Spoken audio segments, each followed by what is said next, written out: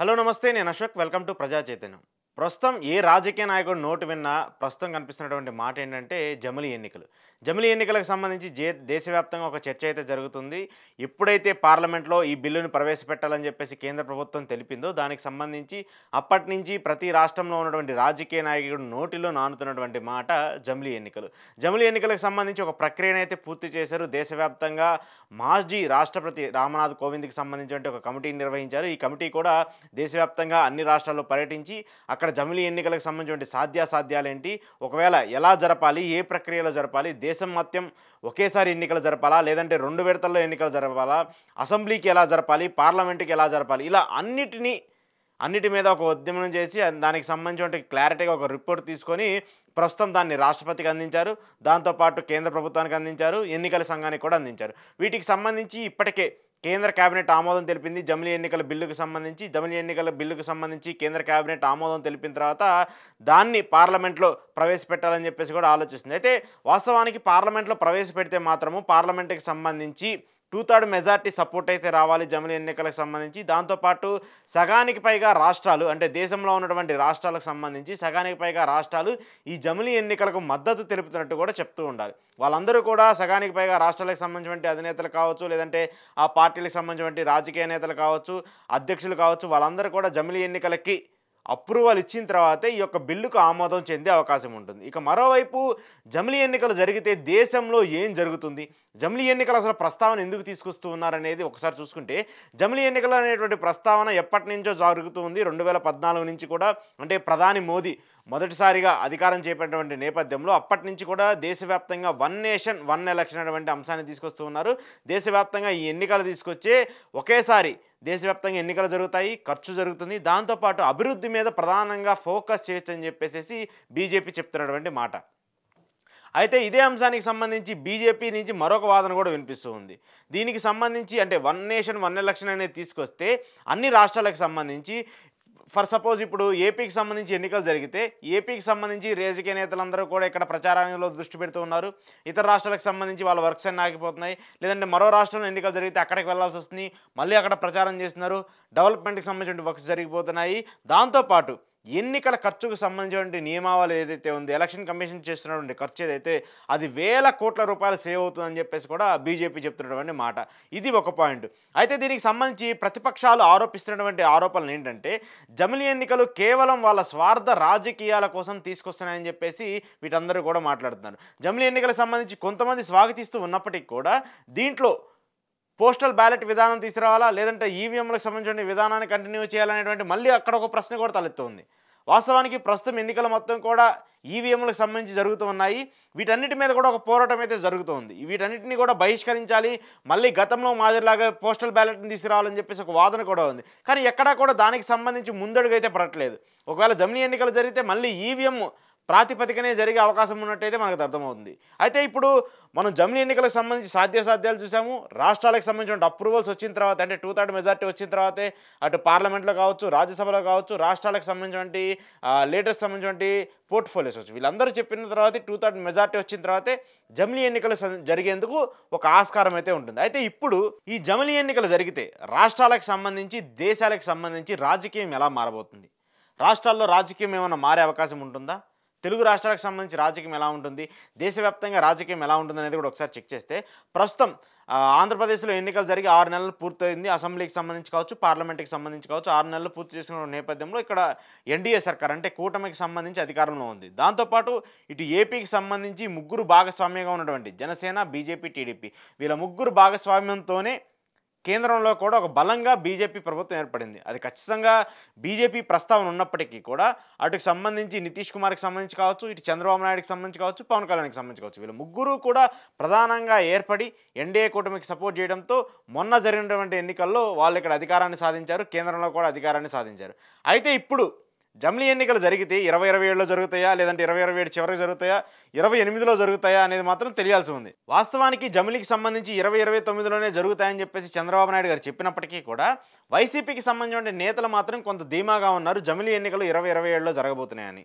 రాజ్యసభ ఎంపీగా ఉన్నటువంటి విజయసాయిరెడ్డి గారు కూడా చాలాసార్లు ఆయన పదే మాట్లాడుతూ ఉన్నారు, ఎవరు అధైర్యపడొద్దు, మనం ఘోరంగా ఓడిపోయినప్పటికీ కూడా మళ్ళీ మరొక అవకాశం దక్కుతుంది మనకి, ఏపీ రాజకీయాల్లో మళ్ళీ మనం అధికారాన్ని సాధిస్తాము, మళ్ళీ రాష్ట్రాన్ని మనం పరిపాలిస్తామంటూ కూడా వైసీపీ క్యాడర్‌కి ఒక జోష్ తెచ్చే విధంగా కూడా వైసీపీకి సంబంధించిన నేతలందరూ కూడా మాట్లాడుతూ వస్తున్నారు. దీంట్లో ప్రధానంగా ముందుగా గట్టిగా మాట్లాడుతూ వాదిస్తూ వస్తుంది ఎవరైనా ఉన్నారంటే విజయసాయిరెడ్డి గారు. విజయసాయిరెడ్డి గారు చాలా సీనియర్ లీడరు. వైసీపీకి సంబంధించి రాజకీయ వ్యవహారాలన్నింటినీ కూడా చూస్తూ ఉన్నారు. మొన్న జరిగినటువంటి ఎన్నికల్లో 2019 ఎన్నికలకు సంబంధించి వైసీపీకి 151 స్థానాలు రావడానికి ఆయన చాలా కీలక పాత్ర పోషించినటువంటి వ్యక్తి. అంటే రాజకీయంగా ఢిల్లీ పెద్దలతోనూ ఇటు రాష్ట్రానికి సంబంధించిన నేతలతో కానీ ఎక్కువగా గ్రిప్ ఉండి ఆయన చెప్పినటువంటి మాటలకు కూడా శాంటిటీ ఉండే అవకాశం ఉంటుంది. సో ఇప్పుడు ఆయన చెప్తున్నటువంటి వ్యాఖ్యలు చూస్తే మాత్రము 2027లోని జమిలీ ఎన్నికలు రాబోతున్నాయనేది మాత్రం తెలుస్తుంది. అయితే 2027లో జమిలీ ఎన్నికలు వస్తే ఇక్కడ ప్రతిపక్ష పార్టీలకు అడ్వాంటేజ్గా మారే అవకాశం ఉందని చెప్పేసి కొన్ని సర్వేలు చెప్తూ ఉన్నాయి. ఏం చెప్తున్నాయా ఆ సర్వేలు అంటే ప్రస్తుతము కేంద్రానికి సంబంధించి చూసుకున్నా ఇటు రాష్ట్రానికి సంబంధించి చూసుకున్నా ఒకసారి చూస్తే కేంద్రానికి సంబంధించి కేంద్ర ప్రభుత్వం అధికారంలోకి వచ్చి 6 నెలలు పూర్తి చేసుకుంది. 6 నెలలకు సంబంధించి ఎన్నికలకు సంబంధించి వాళ్ళు ఇచ్చినటువంటి హామీలు కావచ్చు, లేదంటే జీఎస్టీకి సంబంధించిన వ్యవహారాలు కావచ్చు, మిగతా రాష్ట్రాలకు సంబంధించిన డెవలప్మెంట్ వర్క్స్కి సంబంధించి కావచ్చు, ఇలా కొన్ని ఎన్డీఏ కూటమికి సంబంధించి పార్లమెంట్ ఎన్నికలు జరుగుతున్న నేపథ్యంలో కొంత ప్రతిపాదన తీసుకొచ్చారు. దానికి అనుగుణంగా వాళ్ళు చర్యలు చేపడుతూ ఉన్నారు. కానీ కేంద్ర ప్రభుత్వాలతో పోలిస్తే అంటే కేంద్రాన్ని పక్కన పెడితే రాష్ట్ర ప్రభుత్వాలకు వచ్చేసరికి పూర్తిగా వ్యతిరేకంగా ఉంది ప్రస్తుతం ఉన్నటువంటి అధికార పార్టీల మీద. ఏపీకి సంబంధించి చూసుకుంటే కూటమి సర్కార్ అధికారంలోకి వచ్చినటువంటి ఈ 6 నెలల్లోనే భారీగా వ్యతిరేకత నమోదనేది మనకు అర్థమవుతుంది. ఈ 6 నెలలకు సంబంధించి ఈ 6 నెలల పాలన ఎలా ఉందని చెప్పేసి స్వయాన సాక్షాత్ ఏపీ ముఖ్యమంత్రిగా ఉన్నటువంటి చంద్రబాబు నాయుడు గారు ఒక సర్వేలు చేపించి ఐవీఆర్ఎస్ కాల్స్ ద్వారా ఆయన మాట్లాడిస్తే మీ పాలన బాగుంది, కానీ మీరు ఇచ్చినటువంటి హామీలు మాత్రం ఒక్కటి కూడా బాగాలేదు. ఏదైతే మీరు 6 హామీలు అని చెప్పారో 6 గ్యారెంటీలు అని చెప్పారో వాటిని అమలు చేయట్లేదని చెప్పేసి డైరెక్ట్గా ఐవీఆర్ఎస్ కాల్స్ ద్వారా ప్రభుత్వానికి సంబంధించి రివ్యూ తీసుకున్నటువంటి వ్యక్తులు ఉన్నారో వాళ్ళకి డైరెక్ట్గా ప్రజలు సమాధానం చెప్తున్నారు. అంటే ఈ 6 నెలల్లోనే ప్రభుత్వానికి సంబంధించిన పాలన విధానాల మీద కొంత వ్యతిరేకత వచ్చిందని చెప్పేసి అర్థమవుతుంది. ఇటు తెలంగాణకి సంబంధించి చూసుకున్నా కూడా తెలంగాణలో కూడా ఏడాది ప్రభుత్వం పూర్తి చేసుకుంది రేవంత్ సర్కారు. ఈ ఏడాదికి సంబంధించి కూడా భారీ వ్యతిరేకత నమోదు చేసుకుంటూ వచ్చింది. హామీలకు సంబంధించి వాళ్ళు అమలు చేసుకుంటూ వస్తున్నప్పటికీ కూడా ఎక్కడా కూడా తెలంగాణకి సంబంధించి తెలంగాణ రాజకీయాలకు సంబంధించి కక్షపూరితంగా జరుగుతుందనేటువంటి ఒక అంశాన్ని అయితే ప్రజల మైండ్లో పడిపోయింది. ప్రజలకు సంబంధించి వాళ్ళు ఇదంతా కక్షపూరితంగా జరుగుతుంది, రాజకీయంగా జరుగుతుంది, ఎవరు కూడా అభివృద్ధికి సంబంధించో లేదంటే ప్రజలకు ఇచ్చినటువంటి హామీలకు సంబంధించో డెవలప్మెంట్ వర్క్స్కి సంబంధించో ఎవరూ మాట్లాడలేదు. కేవలం ఎవరు అధికారంలోకి వస్తే వాళ్ళ మీద పగ తెచ్చుకోవడానికో లేదంటే ఎవరు అధికారంలో లేకపోతే వాళ్ళ మీద కక్ష తీర్చుకోవడానికో జరిగే రాజకీయంలా ఉంది. కానీ ఎక్కడా కూడా దీనికి సంబంధించి ప్రజా శ్రేయస్సు కోరి పరిపాలించే విధంగా లేదంటూ కూడా మాట్లాడుతూ వస్తున్నారు.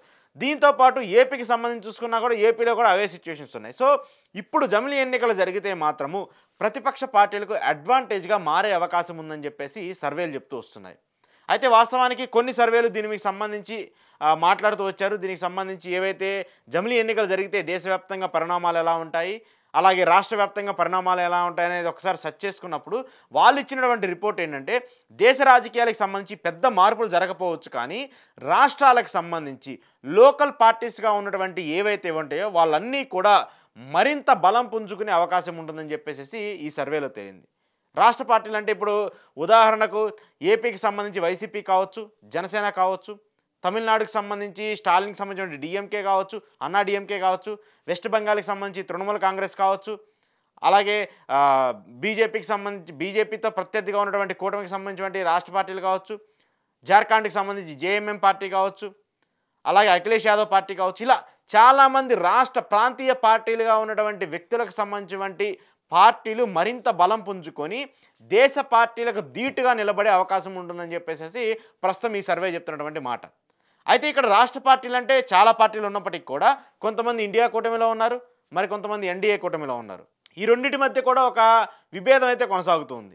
ఎన్డీఏ కూటమికి సంబంధించి లోపాలు ఉన్నప్పటికీ కూడా వాళ్ళందరికీ కూడా బయటకి కలిసికట్టుగా ఉన్నటువంటి ఒక రూపాంతరం అయితే కనిపిస్తుంది. కానీ ఇండియా కూటమిలో మాత్రం అలాంటి సిచ్యువేషన్ కనిపించట్లేదు.